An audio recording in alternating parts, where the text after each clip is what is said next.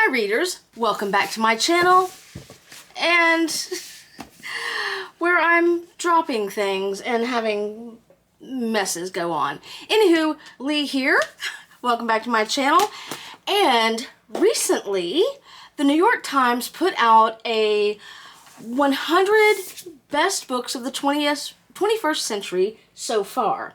So naturally, I went through them, and of that 100 books, I have read only 3. I'll remedy that this year. I had 9 of those books, and I ended up buying 9. So I'm not going to go through the whole 100 books because that would be a long post, and this will still probably be really long. But I'll talk to you about what I've had, what I've read, and what I bought because of the list. And I'd love to hear your thoughts, as always, down in the comments section. So number 76, and I'm going to go from the largest number to the lowest number. Number 76 on the New York Times list was Tomorrow and Tomorrow and Tomorrow by Gabrielle. Zevin. I've had this for a hot minute. My cousin recommended it. I just have not gotten around to reading it yet. I know that I will. I think I know this is going to be one of those books where I hesitate to read it and then I end up reading it and loving it. So I think part of my hesitation is it's about gaming, which is something I say I'm not too into. On a bitter cold day in the December of his junior year at Harvard, Sam Masur exits a subway car and sees, amid the hordes of people waiting on the platform, Sadie Green. He calls her name. For a moment, she pretends she hasn't heard him, but then she turns, and a game begins, a legendary collaboration that will launch them to stardom. These friends, intimates since childhood, borrow money, beg favors, and, before even graduating college, they have created their first blockbuster, Ichigo. Overnight, the world is theirs. Not even 25 years old, Sam and Sadie are brilliant, successful, and rich. But these qualities won't protect them from their own creative ambitions or the betrayals of their heart. This spans 30 years from Cambridge, Massachusetts to Venice Beach, California, and lands in between and far beyond. It says, yes, it is a love story, but it is not one you've read before. And I think that I found like Tin Man also was a love story, but not the one that I was expecting. I think I've read a book where that was the theme before. Anywho, maybe I will get to this really, really soon. I don't know. Alright, so that is a book that I've had for a while, hadn't read it. The next book, number 65 on the list, is one I bought because of the list. And I know that some people are anxious about things in the world right now and shy away from reading about things that will make them more anxious. I tend to run toward that because it somehow makes me less anxious. Anywho, my next up, number 65 on the list, is The Plot Against America by Philip Roth. I have not read anything by him. This was published in 2004. However, this kind of goes along with my nonfiction reading, theme-wise. This is what the back cover says. In an astonishing feat of narrative invention, our most ambitious novelist imagines an alternate version of American history. I just finished reading an alternate history book. In 1940, Charles A. Lindbergh, heroic aviator and rabid isolationist, is elected president. Shortly thereafter, he negotiates a cordial understanding with Adolf Hitler, while the new government embarks on a program of folksy anti-Semitism. For one boy, growing up in Newark, Lindbergh's election is the first in a series of ruptures that threatens to destroy his small, safe corner of America, and with it, his mother, his father, and his older brother. I am currently reading Shuggie Bain, which was not on the 100 list of best books of the 21st century, but after that I have got to read something light, but I will probably read this. If I don't get to it this month, it will be first thing in August. I really, really want to read this one. put that up in a pile where I can see it. So anyway, that is one I bought from the list, and I really look forward to reading this. It goes along with my nonfiction reading, and, you know, what the hell. I like shit that makes people anxious. Number 61 on the list was Demon Copperhead by Barbara Kingsolver. Again, one recommended by my cousin, and this won the Pulitzer Prize, and I have had it. I bought it for this cover. There's a different cover out there. But again, I have not read it yet. I am not sure when I'm going to get to this. I bought David Copperfield to see if I needed to read that first, but I think other readers say that no, you don't. Demon Copperhead is the story of a boy born to a teenage single mother in a single-wide trailer with no assets beyond his dead father's good looks and copper-colored hair, a caustic wit, and a fierce talent for survival. In a plot that never pauses for breath, relayed in his own unsparing voice, Demon braves the modern perils of foster care, child labor, derelict schools, athletic success, addiction, disastrous loves, and crushing losses. Through all of it, he reckons with his own invisibility in a popular culture where even the superheroes have abandoned rural people in favor of cities. Again, I love this cover. I adore this cover. Love it. I just don't know when I'm going to get to this book. Maybe this year. I really need to settle down, stop buying so many books, she says, as she's about to talk about another book that she bought from this list, and read what I've got. Anywho, so, since I've already spoiled it, the next book is one I bought because of this list. This was also a Pulitzer Prize winning book, and that was number 59 on the list, Middlesex, by Jeffrey Eugenides? I do not know how to pronounce his name. I've not heard of this author before. He was born in Detroit. Oh, he wrote The Virgin Suicides. I haven't read that either. Middlesex. Let's just get down to it. I'm going to get my glasses as well. Tells the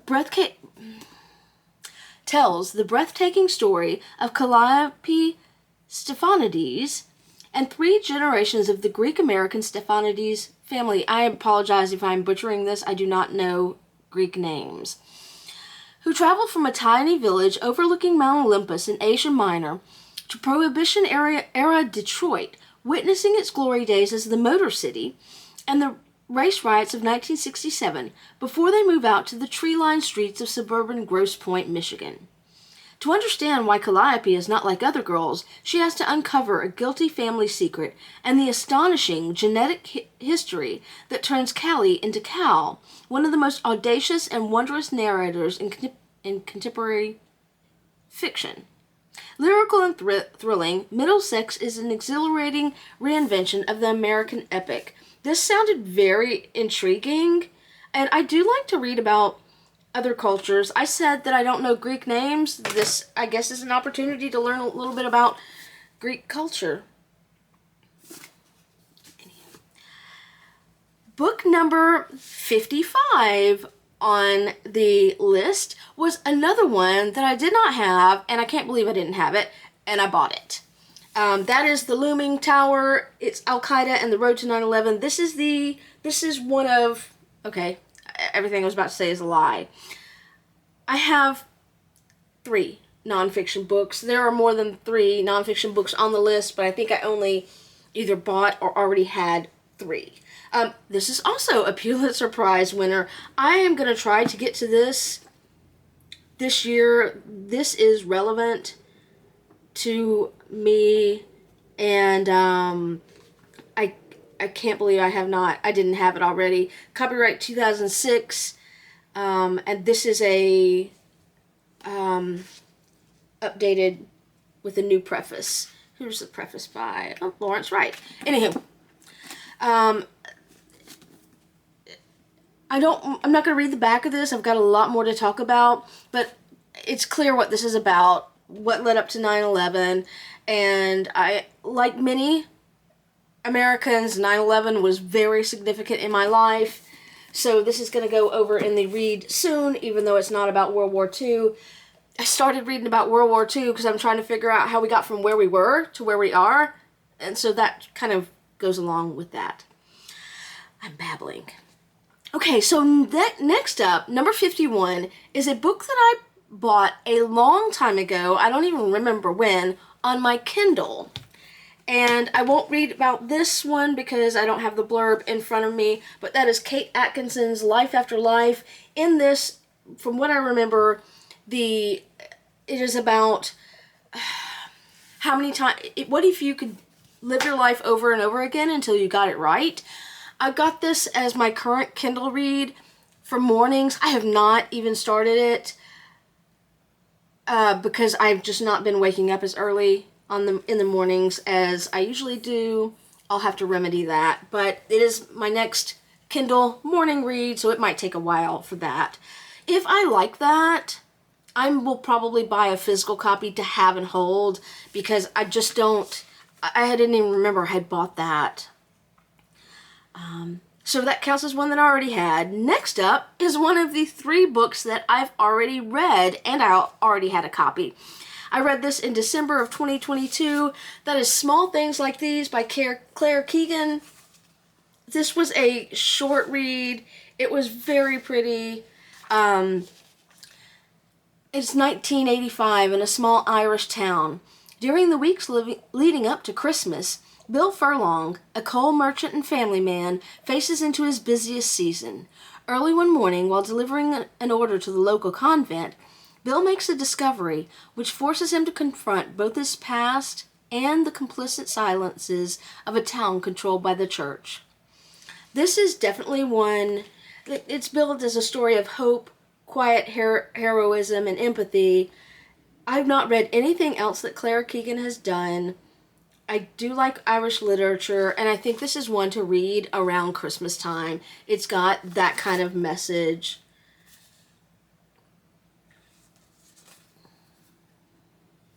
Anywho, so that's one I've already read. Next up, number 40 on the list is a book that I've had forever and have not read, and that is H is for Hawk by Helen Macdonald. Back before my mom got sick, I want to say probably around 06, 07, I do not remember the exact year. I had been working overseas, and I have finally, the first time in my life, had enough money to take a trip to Ireland, which is a place I've always wanted to go. So it's kind of appropriate. I just talked about Claire Keegan, and now I'm going to talk about Ireland again with H is for Hawk. So part of that trip, we did Dublin. I took my mom, and no regrets. I wish that I could go redo that trip again. I took my mom, we did Dublin, and then we went to the west side of Ireland, and I had a complete surprise for her. I took her to a place that my boss had told me about, Ashford Castle, and we stayed several nights there. And one of the activities that I signed us up for was a hawk walk, where we got to walk with Harris hawks on our hands and learn a little bit about falconry. And since then, I've been obsessed with falconry. I would, even if I had unlimited funds and didn't have to work, I would love to be a falconer. It does take work, and there's a lot involved, and I just don't have the time to do that. But I can read about it, and that is what I intend to do one day with H's for Hawk. I think I really could relate to it because Helen's goshawk, Mabel's temperament mirrors her own state of grief after her father's death, and together the raptor and human discover the pain and beauty of being alive. So I really think that this is a book about grief and falconry-ish, and the hawk walk is something that my mom did and I did together, so I think that this will resonate whenever I get around to reading it. Okay, so I've had that forever, hadn't read it. Next up is another book that I bought. It is a National Book Award winner, and it is number 33 on the New York Times 100 Best Books of the 21st Century list. And that is Jesmyn Ward's Salvage the Bones. I almost did not buy this, but I'm counting on you, New York Times book review folks. I say what you will about the New York Times. I think I've gotten a lot of recommendation from the New York Times book review, and it has not let me down. But I almost didn't buy this because there is a part, Skeeta is watching his prized pit bull helpless as her new litter dies one by one, and I cannot stand animals dying. I'm probably going to have to skim through those portions, but I bought it anyway. The children of this family that it's about, a hurricane's coming, threatening the town. Anyway, the children have always been short on nurture, but they are fiercely loyal to one another, and together they'll face the building storm and the day that will dawn after. So, I'm counting on you, New York Times. Do not make this break my heart. And I think it's going to be worth the read. Number 32 is another book. It is a winner of the 2004 Man Booker Prize for Fiction. I've recently started following the Booker Prize because other booktubers follow it, and it's turned me on to a lot of different books. I said this is number 32. This is another book that I bought. This is The Line of Beauty by Alan Hollinghurst, and this one seems a little bit like deep, and it may take me a minute.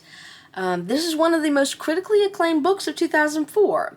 A sweeping novel about class, sex, and the money that brings Thatcher's London alive.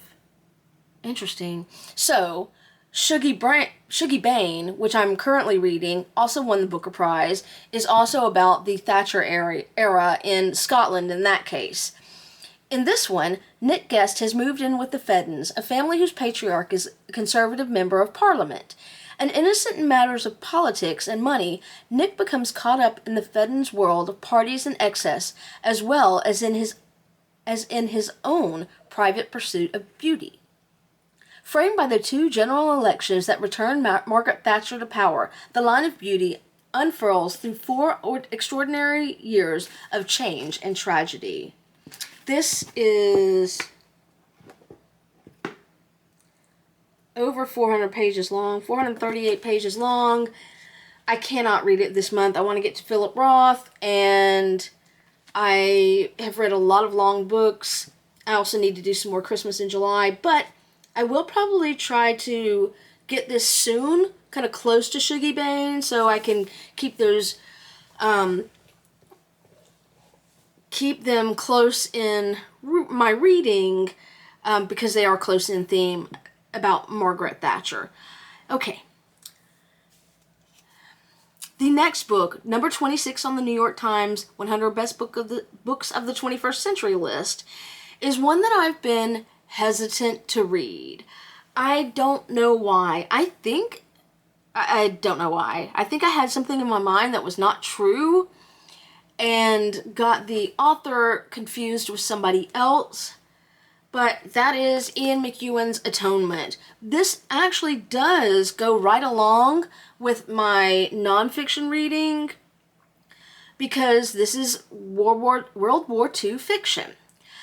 On a summer day in 1935, 13-year-old Briony Tallis witnesses the flirtation between her older sister, Cecilia, and Robbie Turner, the son of a servant.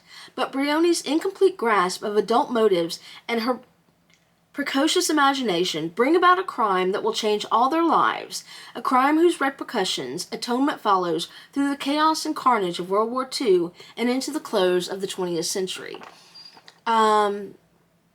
I have not seen the movie. I know there's a movie that's based on this. I, again, have not watched it, never wanted to watch it, but I finally gave in and bought the book, and I think I will enjoy it now that I realize, now that I'm no longer confused. Okay, number 20 on the list is one that I already had, and I read it. I read Erasure, bought and read Erasure back in February of this year. I bought it because there's a movie, American Fiction, that came out that's based on this. I thought the movie was going to be all comedy. It's not. Erasure is really a book about loss and grief and more things than I can articulate. Thelonious Monk Ellison's writing career has bottomed out. His latest manuscript has been rejected by 17 publishers, which stings all the more because his previous novels have been critically acclaimed. He seethes on the sidelines of the literary establishment as he watches the meteoric success of We Lives in the Ghetto, a first novel by a woman who once visited some relatives in Harlem for a couple of days. Meanwhile, Monk struggles with real family tragedies. His aged mother is fast succumbing to Alzheimer's, and he still grapples with the reverberations of his father's suicide 7 years before. In his rage and despair, Monk dashes off a novel meant to be an indictment of Juanita Mae Jenkins's bestseller. He doesn't intend for My Pathology to be published, let alone taken seriously. But it is, under the pseudonym Stagg R. Lee, and soon it becomes the next big thing. How Monk deals with the personal and professional fallout galvanizes this audacious, hysterical, and quietly devastating novel. This is a book that I wish that I had somebody, like a book club or somebody to talk about with, because I think that there were some things that I really did not get. Other things I totally did, but I really just wish I had had somebody to talk about it when I read it. I really enjoyed this book. I've got James by Percival Everett that I also need to read. And then there is, James is not mentioned on this list, by the way. And then I think I got another book by him a couple weeks ago when I was out of town. So that's one of the three that I read. So there's two that we've talked about now. And number 13 is the third book that I've had and I've read. And that is Cormac McCarthy's The Road. I do not know when I read this. It may be on my Goodreads, may not be. I didn't catalog it in my app until I moved into the house, but I'd had it before then. So I did not have the app before that. I love apocalyptic fiction, and I loved The Road. I don't remember very much about it, but I love apocalyptic fiction. In this, a father and his son walk alone through burned America. Nothing moves in the ravaged land. Jesus, that scared me. In the ravaged landscape, save the ash on the wind. It is cold enough to crack stones, and when the snow falls, it is gray. The sky is dark. Their destination is the coast, although they don't know what, if anything, awaits them there. They have nothing, just a pistol to defend themselves against the lawless bands that stalk the road, the clothes they're wearing, a cart of scavenged food, and each other.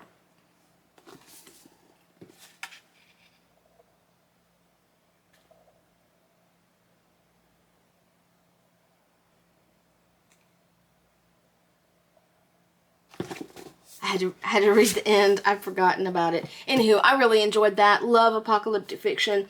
I think Cormac McCarthy recently passed away, and I bought some other books of his, but I don't have them with me right now. They're over in the other room. Number 10 on the list is a book that I've had forever. This is also a Pulitzer Prize winner, and this is a book that I've not read. We've already covered the three that I've read, so everything from here on I've either had, bought, but I have not read it. And that is Marilynne Robinson's Gilead. I've heard great things about this. I've had it and been meaning to read it for a long time. This was published in 2004. I don't know when I got it. It looks older.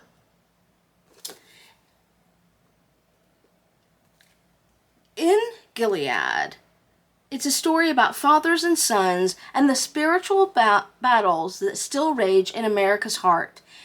In the luminous and unforgettable voice of Congregationalist minister John Ames, Gilead reveals the human condition and manages to convey the miracle of existence itself. It does not really tell me anything about what it's about. I don't know when I'll get to this, but Pulitzer Prize winner. I have tried this year to work on like elevating my reading a little bit. There is nothing, absolutely nothing wrong with reading for pleasure and entertainment. It should be entertaining, it should please you, but I like a mix of books and I want to stretch myself. Like Erasure, that I said there were some things that I didn't really get. I want to push myself and stretch my boundaries and in ways that I don't always. Okay. This next book has been on my radar for some time, and I considered it and then decided not to get it a while back. This was a winner of the Nobel Prize in Literature, and when I saw it on the list, I was like, okay, that's a sign. Everything's a sign to me. That is Kazuo Ishiguro's Never Let Me Go. I've not read this author before. Again, this book was on my radar, and I decided not to get it, but then I got it. As children, Kathy, Ruth, and Tommy were students at Hailsham, an exclusive boarding school secluded in the English countryside. It was a place of mercurial cliques, and mysterious rules, and teachers were constantly reminding their charges of how special they were. Now, years later, Kathy is a young woman. Ruth and Tommy have re-entered her life, and for the first time, she is beginning to look back at their shared past and understand just what it is that makes them so special, and how that gift will shape the rest of their time together. Suspenseful, moving, beautifully atmospheric, Never Let Me Go is another classic by the author of The Remains of the Day, which is another book that I have not read. Don't buy it. Anywho. Alright. So that's number 9. We've got 3 more books to go. 2 of them I bought. 1 of them I had already had and had not read. So next up is Colson Whitehead's The Underground Railroad. I have a couple of other Colson Whitehouse books. One's about a zone. Let's see if they have got a list of his books in here. Yeah, Zone 1 I haven't read, and is it Nickel Boys? It's not listed in here. Anywho, I have 2 books by him that I haven't read, and then when I saw, this also won the Pulitzer Prize. NPR calls it an American masterpiece. So in The Underground Railroad, Cora is a young slave on a cotton plantation in Georgia. An outcast, even among her fellow Africans, she's on the cusp of womanhood, where greater pain awaits. And so, when Caesar, a slave who has recently arrived from Virginia, urges her to join him on the Underground Railroad, she seizes the opportunity and escapes with him.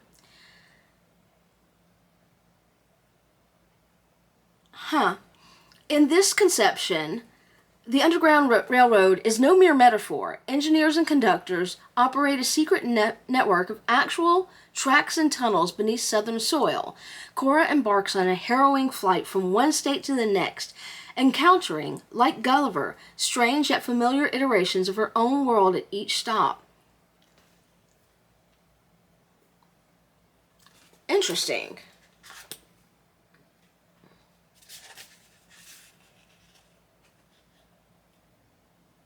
I'm going to read that one real soon. Okay. So this is the last nonfiction book that I have. This is number 2 on the list. My cousin bought this, and when I saw that she had bought it, naturally, I picked up a copy of The Warmth of Other Suns, the epic story of America's Great Migration. This is the winner of the National Book Critics Circle Award for Nonfiction. It's written by Isabel Wilkerson. Wilkerson has also won the Pulitzer Prize. This one chronicles one of the great untold stories of American history, the decades-long migration of black citizens who fled the South for northern and western cities in search of a better life. From 1915 to 1970, This exodus of almost 6 million people changed the face of America.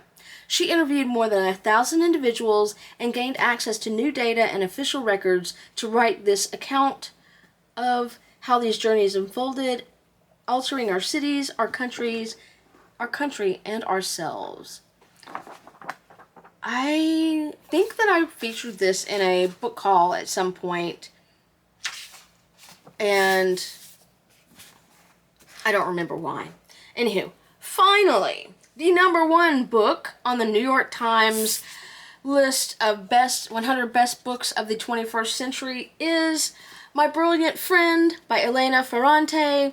This is a book that's translated. I have also been reading more translated fiction this year. This is book 1 of the Neapolitan Quartet.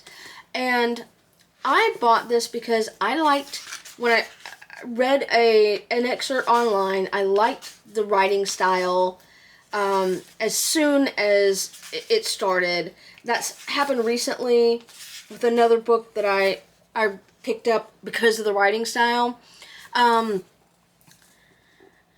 This one is a novel about a friendship that lasts a lifetime. The story of Elena and Lila begins in the 1950s in a poor but vibrant neighborhood on the outskirts of Naples. Growing up on these tough streets, these two girls learn to rely on each other ahead of anyone or anything else, as their friendship, beautifully and meticulously rendered, becomes a not always perfect shelter from hardship. So this is the story of a neighborhood, a city, a country undergoing momentous change. This is post-World War II, and I do really look forward to reading this, and I hope to get to it soon. Anyway. Okay, so this is the episode, or whatever, where I throw shit around or drop shit. Anywho, so that is, that concludes my review of some of the New York Times 100 Best Books of the 21st Century. In total, I had, either on my Kindle or in physical copy, 9 of these books already. I've only read 3 of them. And then I bought an additional 9 because I have a problem and I can't stop buying books. I think I need an intervention. But anyway, if you've read any of these and have any recommendations on what I should put up in my TBR, please let me know back down in the comments. Also, if you have anything you'd like me to talk about, a genre of books or in anything about books, please let me know. I've done a couple of videos based on comments, and I love your feedback. Anywho, that is all for me. I will catch you guys later. I've probably got another book haul video coming up soon. Anywho, that's it. Happy reading!